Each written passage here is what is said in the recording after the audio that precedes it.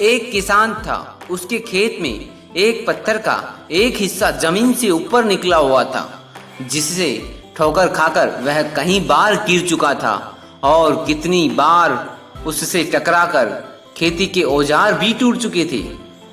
रोजाना की तरह आज भी वह सुबह सुबह खेती करने पहुंचा और इस बार भी वही हुआ जो रोज होता है। किसान का हल पत्थर से टकराकर टूट गया। किसान क्रोधित हो उठा और उसने निश्चय किया कि आज कुछ भी हो जाए वह इस चट्टान को जमीन से निकालकर इस खेत के बाहर फेंक देगा।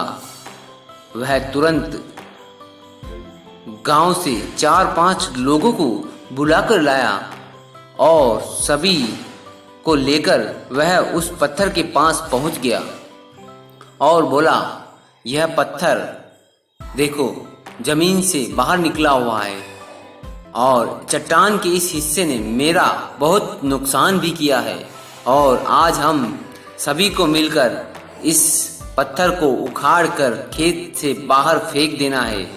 ऐसा कहते ही वह किसान फावड़े से पत्थर के किनारे पर वार करने लगा। पर क्या हुआ, अभी उसने 1-2 बार ही मारा था कि पूरा का पूरा पत्थर जमीन से बाहर निकलकर बाहर आ गया। एक ही बार में पत्थर जमीन से बाहर निकलकर दूसरी ओर गिर गया।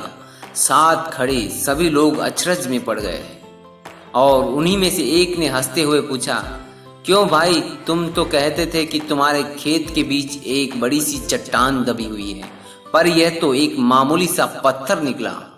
किसान आश्चर्य में पड़ गया। सालों से जिसे वह एक भारी भरकम चट्टान समझ रहा था, दरअसल वह बस एक छोटा सा पत्थर था। उसे पछतावा हुआ कि काश उसने पहले से ही इस पत्थर को निकालने का प्रयास किया होता तो उसे इतना नुकसान उठाना नहीं पड़ता, ना ही दोस्तों के सामने उसका मजाक बनता।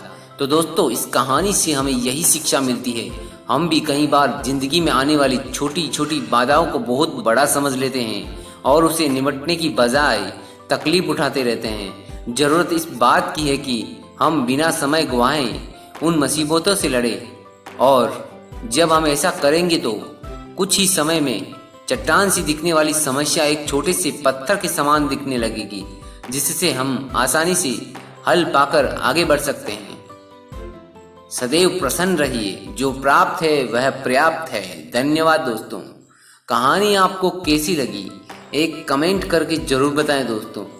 तो मिलते हैं अगली कहानी में। जय भारत, जय हिंद।